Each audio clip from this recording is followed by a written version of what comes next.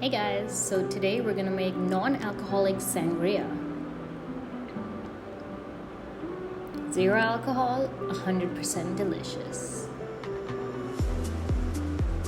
First, you can order your ingredients from any feast. Then you're gonna take up your cut up fruits. I used oranges, put them in a mug. And now go in there with some honey for your sweetener.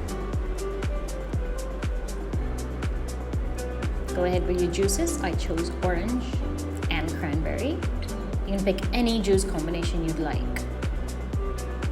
Go ahead with the Sprite. And now it's time to muddle everything up. Feel free to use any fruit combination, any juice combination you'd like. Go crazy. Sangria is a traditional Spanish drink, so they use wine, like white wines or red wines.